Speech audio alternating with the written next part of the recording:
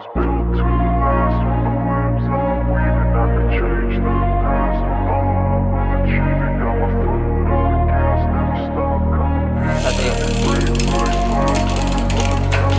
All I got is working, never stop searching, never quite so thirsty. I'm toxic and psychotic, with this logic, you can't stop it. It's been chronic since I was a boy, so neurotic and chaotic. Go! To last with the webs I'm weaving, I could change the past with all I'm achieving. Ya, halo, gua Yoga dari Sunchaser Club.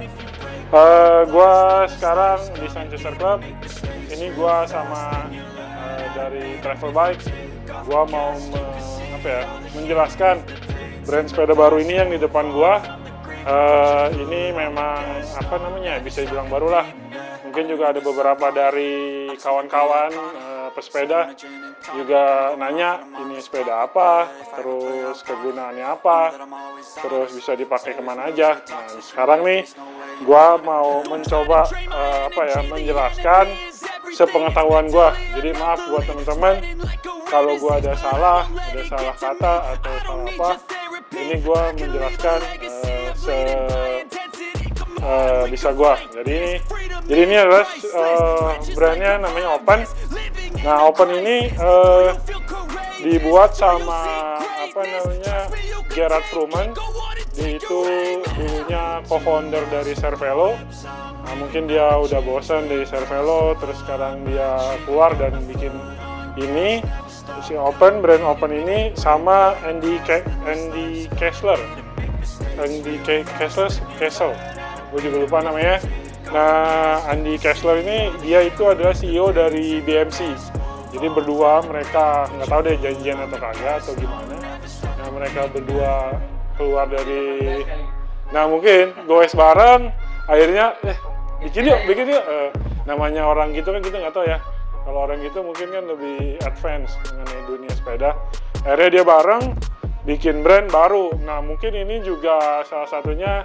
Kalau Cervelo sama BMC mungkin kan brand besar, kepalanya banyak gitu. Nah, ini kayaknya buah pemikiran mereka berdua.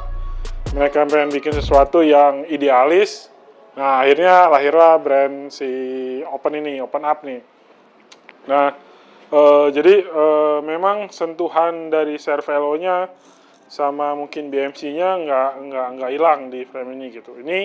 Ini tipenya adalah Open Up. Ya, Open Up ini adalah tipe yang road gravel.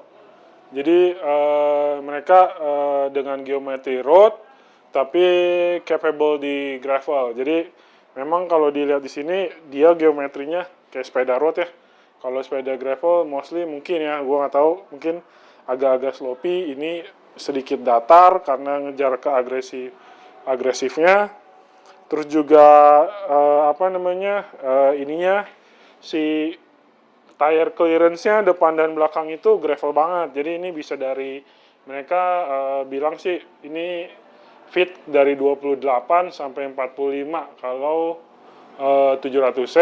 Nah, sedangkan 650B-nya yang gravel banget itu bisa sampai 2.1. Jadi bener-bener kayak mountain bike gitu. Mountain bike tapi road bike gitu. Jadi ini kayak gabungan dua ini. Terus yang menurut gue yang menariknya adalah ini nih, sistem yang kecil. Nah, sistem yang kecil ini kenapa kecil? Jadi sistem ini tuh kayak ini kan karbon, kan stiff banget nih karbon gitu. Dia ngasih kecil ini biar lebih flex.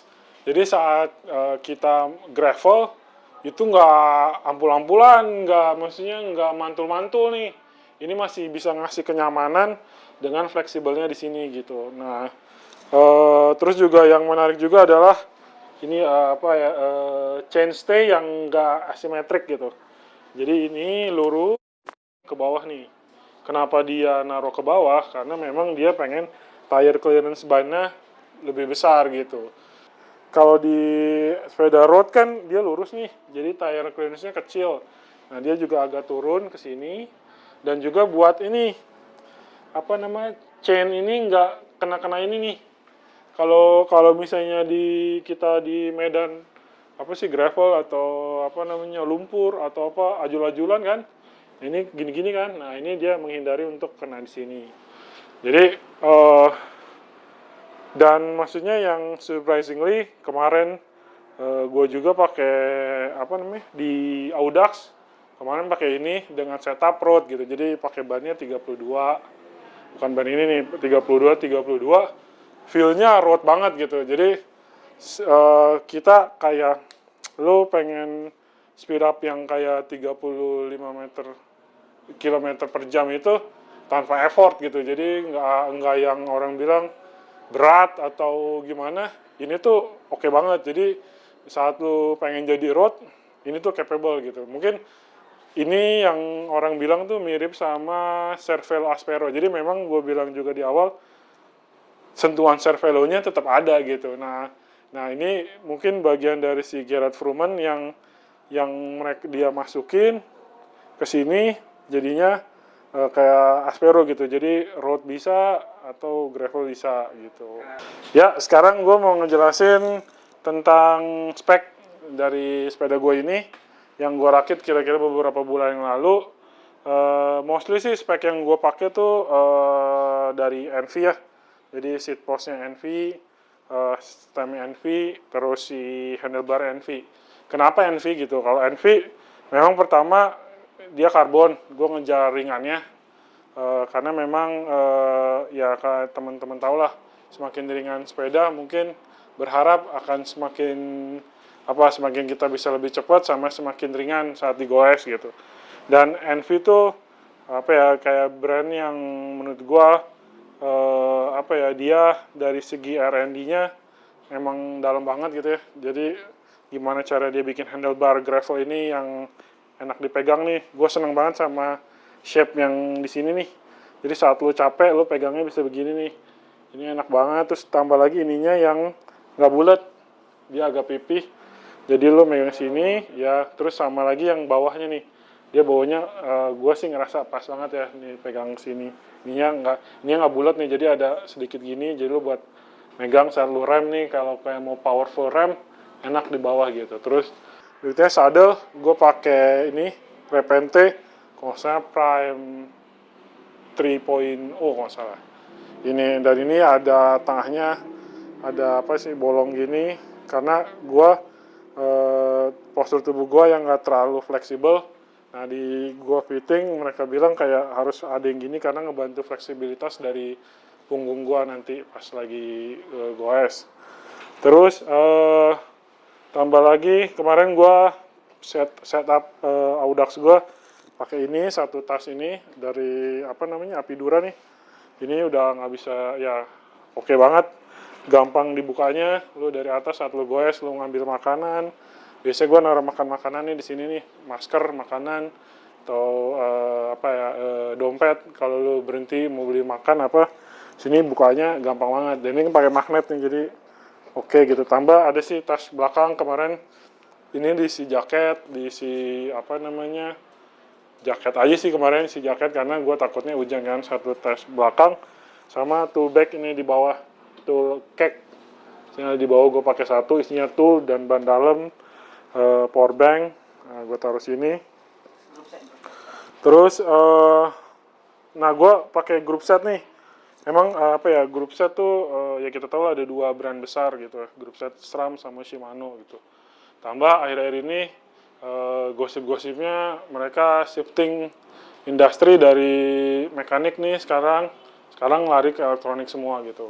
Sebenarnya juga memang ada beberapa alasan kenapa mekanik gitu. Memang sih sepengalaman gue nih, gue pakai mekanik kemarin, pakai elektronik kemarin tuh perpindahan giginya lebih smooth gitu. Jadi lu nggak powerless gitu saat lu udah beratnya lu udah capek banget, lu udah maksudnya udah nggak goes tuh tinggal akhir gitu. Lu butuh tenaga juga untuk ngedorong shifter lu gitu. Kalau ini powerless banget, jadi memang udah sekali klik aja, klik gitu. Ini grup setnya gue pakai SRAM Force. Ya, SRAM tuh ada beberapa tipe memang.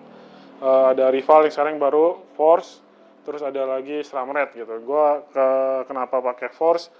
Karena pertama harganya nggak sama Red, terus kedua Force ini udah ringan karena mostly semuanya karbon. Jadi kerangnya karbon, ininya FD karbon, ininya juga ada bahan karbonnya gitu. Gue pakai SRAM Force E-Tab, XS E-Tab gitu, yang nggak paling baru sih. Maksudnya tire yang mereka keluarkan kan adalah rival X E-Tab. Jadi sekarang gue pakai Force. Memang Force tuh pilihan gue karena Force tuh lebih ringan dibanding rival, tapi lebih murah dibanding Red gitu. Red emang murah banget. Terus juga kedua, alasan gue cranknya Red itu kalau nggak salah cranknya road. Kalau ini compact kan. Kalau road tuh mungkin dia kalau nggak salah tuh 50 sama 34 apa ya kalau nggak salah. Kalau ini adalah 48 sama 33.